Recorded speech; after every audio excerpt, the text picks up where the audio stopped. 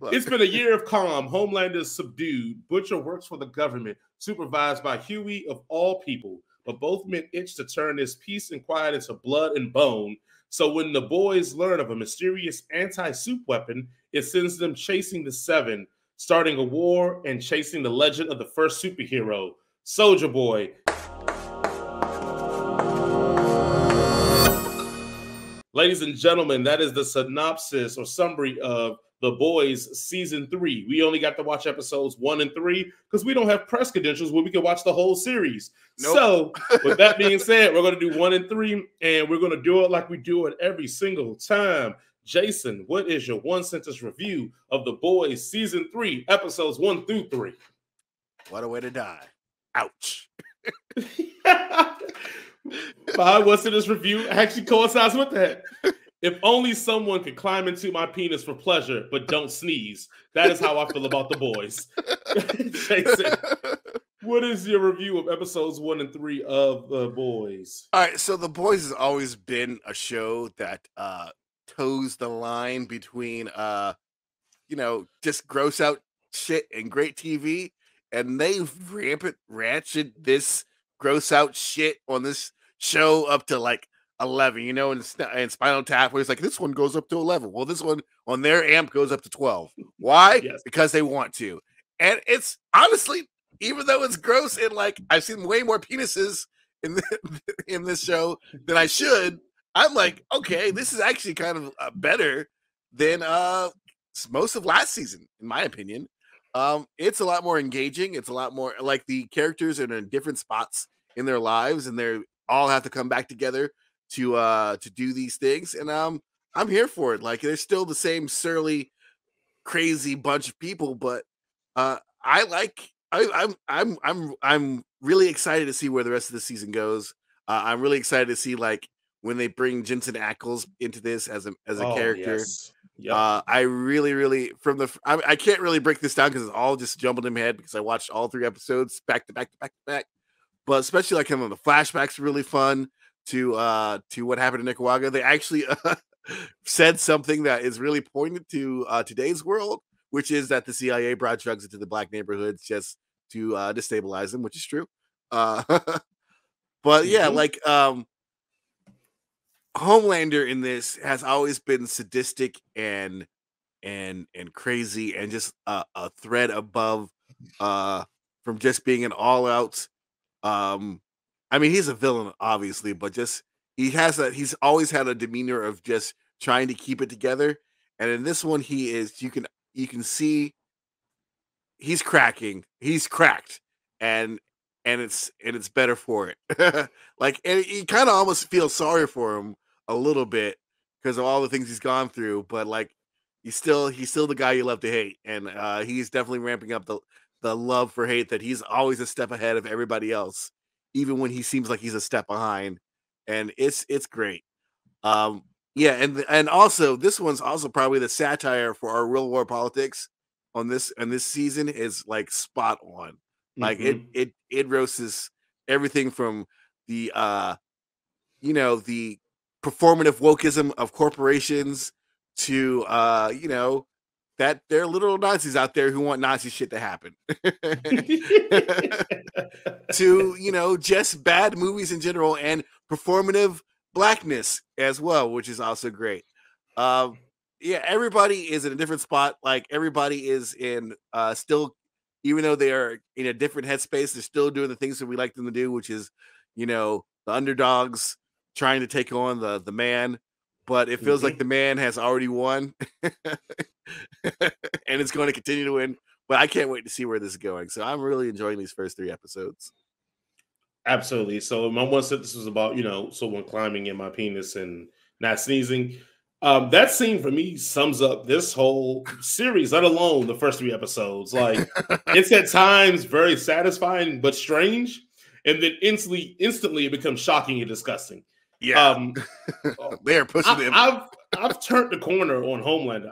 I rocks with Homelander now. Like, he has a moment in the air where he's like, you know what? I'm just gonna keep it 100. And at that moment, I was like, you know what? Like, we can't always blame Homelander for who he is or what he is, because one, he's a traumatized boy playing a man. but has pretty much the powers of a god, and has always been under someone's thumb to make feel powerless, even though he knows he's in full control. Like he's actually a tragic story.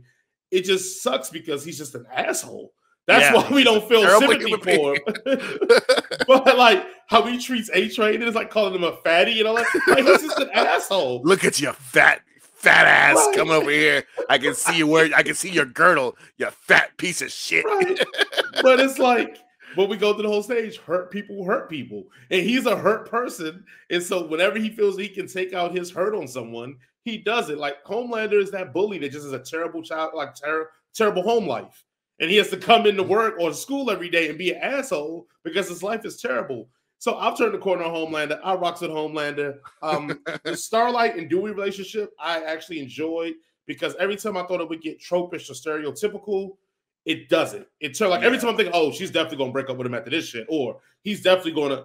Nah, they figure out a way to make it work, but they also do what we never see in any show ever. They properly communicate. That's a novel idea, ladies and gentlemen. Write a story where relationships actually they communicate, and then they solve the issues, but still are stuck in a rock and a hard place. They have problems, but they talk about their problems. Absolutely. Like not just being like, oh, why is she holding that from him? Or why is he holding that from her? That's so important. And the only reason I bring that up because if you know anything about Eric Kripke, the creator of Supernatural, he did like the first 5 seasons. That was his arc there. The biggest issue of Supernatural is that the brothers never communicate with each other. They never tell each other what's going on, and it causes problems. So it's very interesting to see this relationship where they actually tell each other what's going on. At the end of the day, Vault is Disney, and I don't care what anybody tells me. Oh, certainly. The Disney princesses, if they had superpowers in real life, it would be Vault. Like Disney is Vault, and Vault is Disney, and I love everything about it being that way. And I love the fact that it's probably people in Disney don't realize that like they're actually Vault, and they're like, "Oh, I love this show," and they don't realize it's making fun of them. They're watching all the it time. unironically, right? Having no clue that it's about them. Right. And one of my complaints for last season, I think, when we talked about the boys last season, was like I always felt like the quote unquote heroes or the boys, they never had anything that could actually beat the 7 or any of them, and I always felt like it took some of the bite out of the show because it's like at the end of the day, at any moment, Homelander could come and I-beam all of them and kill them. Yep. And I always felt like that took away from me. It never added to some suspense, but I felt like it's like when I used to watch wrestling in NWO. And NWO used to beat everybody. Eventually, you're like, well, WCW got to eventually win some of this to make them a reasonable threat. And WCW never won. And that's the reason why WCW went out of business, because they made villains that never lost. I felt the same way about the boys. But coming into this season, the whole premise is that, again, 2 premises. One, it's a formula to give people, regular human beings, superpowers for 24 hours, which is a gnarly scene when Butcher actually does it, which is awesome.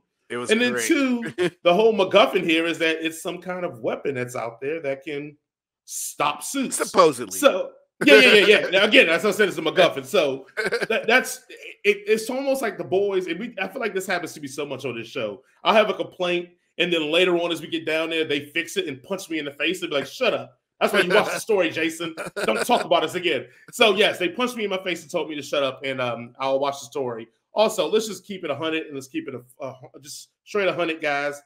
Soldier Boy is who and what Captain America really should be if Captain America was a real-life human being.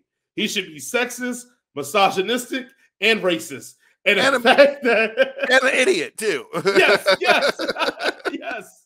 So I love that Soldier Boy is all these things, and it's so great, and it's like wonderful. Also, I do like the way they rewrote Black Noir, because if people read the boys' comic, Black Noir in the comic is just a clone of Homelander that they just cover up. So I like in this one, he's actually black. He's actually black.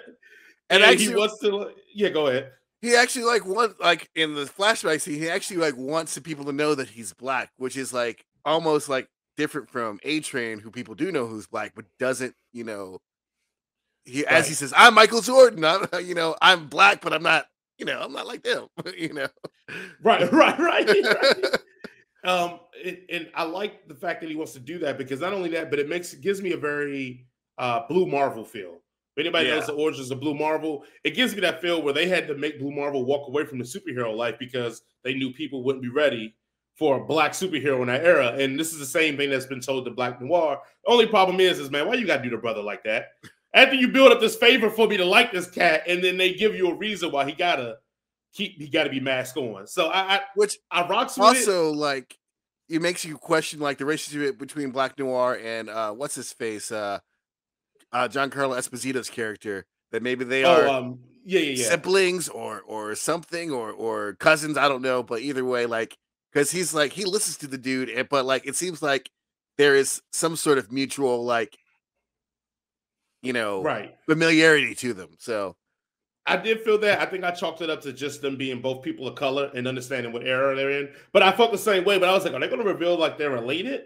But and when they didn't say anything, I just chalked it up to them just being people of color in this world where you know how it goes down. Let's be real. I mean, he's up high up in Vault in an era where I'm pretty sure they weren't trying to hire no ninjas. So no, the fact that he's the CEO of the company even now is still kind of and very impressive. And I'm like, I kind of don't want to feel like Vought's the bad guys. right. I want to root for him. But yes, absolutely. The only drawback I have, and I think it's done deliberately for the story writing. So again, I'm going to shut up and watch the story play out before I put it as before I criticize it. Is that I think they regressed Butcher in these first 3 episodes, and they didn't have to. Like I felt at the end of season 2, Butcher had realized more about how he can fight this war on a playing field that doesn't have to require him to be like almost unfeeling and unemotional. And I thought that's why the sacrifice of his love kind of what. So I felt like they regressed him a bit. Now, with that being said, I feel like the regression of Butcher is so that all the other people around him can grow and it can be shown in a very spotlight managed way. That leads me to my point about Dewey. Huey, excuse me, I said Dewey, but Huey, excuse me. Same guy. Yeah. Dewey, Huey, Louie, they're all Uncle Donald's nephews. Yeah. So I love where they're changing him and taking him. If they continue doing this path where Huey was always the thing that pulled Butcher back from being just a complete, utter psychopath. Yeah, he was the way this ended. Like the way it ended, it's like, nah, Huey for some bodies now. Like he's over it. He realized that he's been manipulated on both fronts, that either way he tries to fight this battle, Vought still is in control. And he's like, you know what? Butcher, you're right. We got to take these jokers down by any means necessary. We can't do it the way we've been trying to do it through the system. So I'm interested to see now where this catapult Butcher's character into another direction, or will will it basically catapult Butcher into the complete utter anti-hero? But I'm interested to see how it goes. And that's why I said I think they regress Butcher to make all the other parts around him show their growth. So I'm all here for it to see it. And then my last part of this is, why Russia got everything? They got Harper and Stranger Things. They probably got Soldier Boy. They probably got some weapon. Like, why is Russia and all these things that got everything now? Like, because come on, Russia, man. They're always the bad guy. I mean, we can't do China because we actually sell shit to China. So, and we don't want to upset them, all right? So it always has to be Russia and if you don't want to be racist and make them brown people, it has to be Russia. Like, that's a good point. It can't be North Korea because they're not white. It's the only white bad guys we can do because in Germany, they're no longer bad. right. Yeah, I don't know. I kind of just don't want. I don't care about Russia being a bad guy. Now let me just keep it 100. But it just is very fitting that everybody's like, "Oh, Russia, the bad people now." I mean, it wouldn't make sense if they were like, "Oh yeah, it's fucking Peru." that would be more hilarious if it was fucking Peru. It's fucking the whole time, y'all. With that, finding their revenge. Jason, what are you rating The Boys season 3, episodes 1 through 3? Yeah, I'm marking with this. This is good. So far, so good. Keep it up the good work. 4 out of 5. Okay, good. I'm higher than you. I'm at a 5 out of 5, man. I love these first 2 episodes. like to the point I had to rewatch it because I was like, I'm liking this way too much. Like maybe I'm missing something and I'm just not paying enough attention. But then I watched it again and it was like, no, this shit's awesome. Like trying to find reasons to hate it. Like where's something I can pick out and say this shit sucks? Where is it? That's exactly what I tried to do. Couldn't come up with anything. And then, like you said, there's a lot of parts in there that speak to both sides, liberals, conservatives, for progressives, modern. Like they do a great job of satiring everybody and making sure that everybody understands all this is full of shit because the system controls us all. Thank you, the boys, for making sure that's plain and known to us. Because the system's rigged. Oh, well, yeah. If we don't know that by now, I don't know what else could tell anybody at this point. If the boys ain't going to be the one that's going to convince you if you don't already know that by now. Also, I have not been talking about our N-Word for Nerd book club of the last couple of weeks, but we're right now reading Children of Blood and Bone, and I've been reading it while I've been on vacation, and I've been enthralled by it. Jason, great choice. Oh, my God. I'm so into this book right now, and I'm into the book so much, and I looked at it because it's about 500 pages, and I'm like, oh, I still got a long way to go. And I'm like 150 pages deep, and I'm like, I can't put it down. Like, I use it to put it down because my kids may drown or something. But outside of that, like, I'm pretty much at the beach reading this book. Like, they better really be drowning. Right. Y'all screaming, y'all better really be drowning before I put this book down.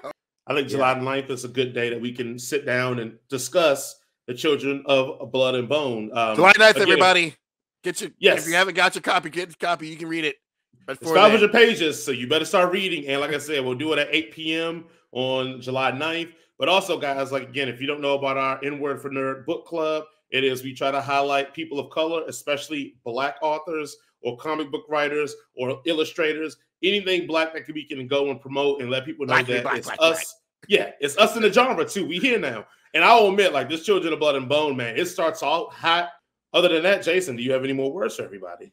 You know, just always be kind, be considerate, and tip your servers and bartenders at least 20%, if not more, if you can afford it. And also, fuck Jaron. Let's go back to fucking Jaron today. Fuck him. There you go. Thank you guys for listening and watching. We look forward to seeing you all next time and next week. Peace.